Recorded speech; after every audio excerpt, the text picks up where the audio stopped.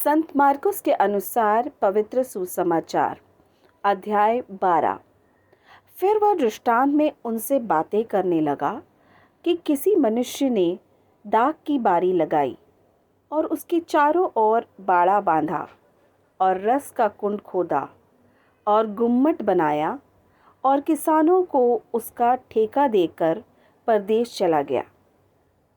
फिर फल के मौसम में उसने किसानों के पास एक दास को भेजा कि किसान से दाखबारी के फलों का भाग ले, पर उन्होंने उसे पकड़कर पीटा और छूछे हाथ लौटा दिया। फिर उसने एक और दास को उनके पास भेजा और उन्होंने उसका सिर फोड़ डाला और उसका अपमान किया। फिर उसने एक और को भेजा और उन्होंने उसे मार डाला। तब उसने और बहुतों को भेजा, उनमें से उन्होंने कितनों को पीटा और कितनों को मार डाला। अब एक ही रह गया था जो उसका प्रिय पुत्र था। अंत में उसने उसे भी उनके पास यह सोचकर भेजा कि वे मेरे पुत्र का आदर करेंगे। पर उन किसानों ने आपस में कहा, यही तो वारिस है, आओ हम उसे मार डालें, तब मिरास हमारी हो जाएगी। और उन्होंने उसे पकड़कर मार डाला और दाख की बारी के बाहर फेंक दिया। इसलिए दाख की बारी का स्वामी क्या करेगा? वह आकर उन किसानों को नाश करेगा और दाख की बारी औरों को दे देगा। क्या तुमने पवित्र शास्त्र में यह वचन नहीं पढ़ा कि जिस पत्थर को राजमिस्त्रियों ने निकम्मा ठहराया था, वही कोने का सिरा हो गया। यह प्रभु की ओर से हुआ और हमारी दृष्टि में अद्भुत है। तब उन्होंने उसे पकड़ना चाहा, क्योंकि समझ गए थे कि उसने हमारे विरुद्ध में यह दृष्टांत कहा है। पर वे लोगों से डरे और उसे छोड़कर चले गए। तब उन्होंने उसे बातों में फंसाने के लिए कई एक फरीसियों और हेरोदियों को उसके पास भेजा और उन्होंने आकर उससे कहा, हे गुरु, हम जानते हैं कि तू सच्चा है और किसी की परवाह नहीं करता, क्योंकि तू मनुष्य का मुंह देखकर बातें नहीं करता, परंतु परमेश्वर का मार्ग सच्चाई से बताता है।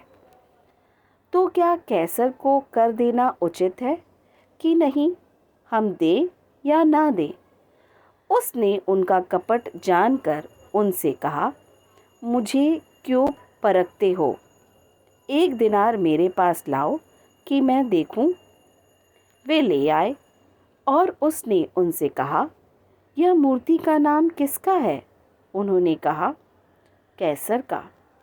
यीशु ने उनसे कहा, जो कैसर का है वह कैसर को, और जो परमेश्वर का है परमेश्वर को दो। तब वे उस पर बहुत अचंभा करने लगे। फिर सदूकियों ने भी, जो कहते हैं कि मरे हुए का जी उठना है ही नहीं, उसके पास आकर उससे पूछा कि हे गुरु, मूसा ने हमारे लिए लिखा है कि यदि किसी का भाई बिना संतान मर जाए और उसकी पत्नी रह जाए, तो उसका भाई उसकी पत्नी को ब्याह ले और अपने भाई के लिए वंश उत्पन्न करे। 7 भाई थे। पहला भाई ब्याह करके बिना संतान मर गया। तब दूसरे भाई ने उस स्त्री को ब्याह लिया और बिना संतान मर गया। और वैसे ही तीसरे ने भी, और 7 से संतान ना हुई। सबके पीछे वह स्त्री भी मर गई। सो जी उठने पर वह उनमें से किसकी पत्नी होगी, क्योंकि वह 7 की पत्नी हो चुकी थी।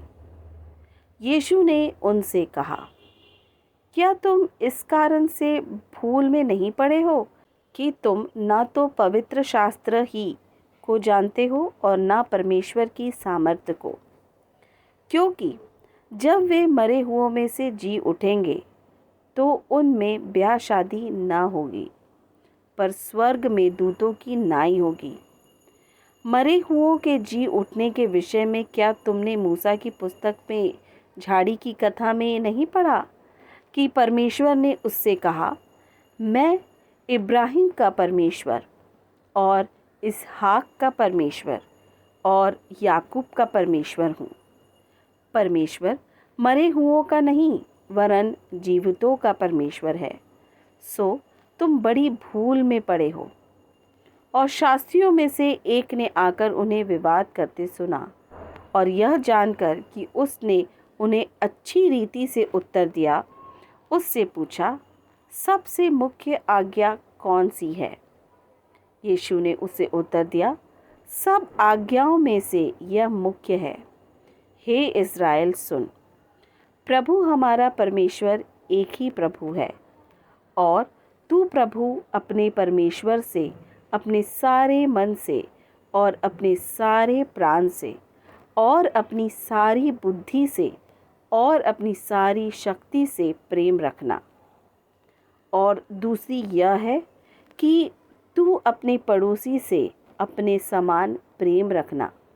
इससे बड़ी और कोई आज्ञा नहीं। शास्त्री ने उससे कहा, हे गुरु, बहुत ठीक, तूने सच कहा कि वह एक ही है और उसे छोड़ और कोई नहीं, और उससे सारे मन और सारी बुद्धि और सारे प्राण और सारी शक्ति के साथ प्रेम रखना और पड़ोसी से अपने समान प्रेम रखना सारे होमों और बलिदानों से बढ़कर है। जब यीशु ने देखा कि उसने समझ से उत्तर दिया कि तो उससे कहा, तू परमेश्वर के राज्य से दूर नहीं, और किसी को फिर उससे कुछ पूछने का साहस ना हुआ। फिर यीशु ने मंदिर में उपदेश करते हुए यह कहा कि शास्त्री क्यों कर कहते हैं कि मसीह दाऊद का पुत्र है।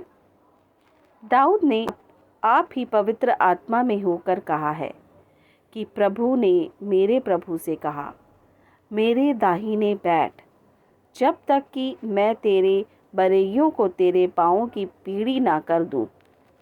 दाऊद को आप ही उसे प्रभु कहता है, फिर वह उसका पुत्र कहाँ से ठहरा? और भीड़ के लोग उसकी आनंद से सुनते थे। उसने अपने उपदेश में उनसे कहा, शास्त्रियों से चौकस रहो, जो लंबे वस्त्र पहने हुए फिरना और बाजारों में नमस्कार और आराधनालयों में मुख्य मुख्य आसन और जेवनारों में मुख्य मुख्य स्थान भी चाहते हैं। वे विधवाओं के घरों को खा जाते हैं और दिखाने के लिए बड़ी देर तक प्रार्थना करते रहते हैं, ये अधिक दंड पाएंगे। और वह मंदिर के भंडार के समाने बैठकर देख रहा था कि लोग मंदिर के भंडार में किस प्रकार पैसे डालते हैं, और बहुत धनवानों ने बहुत कुछ डाला। इतने में एक कंगाल विधवा ने आकर 2 दमड़ियाँ, जो एक अधेले के बराबर होती है, डाली।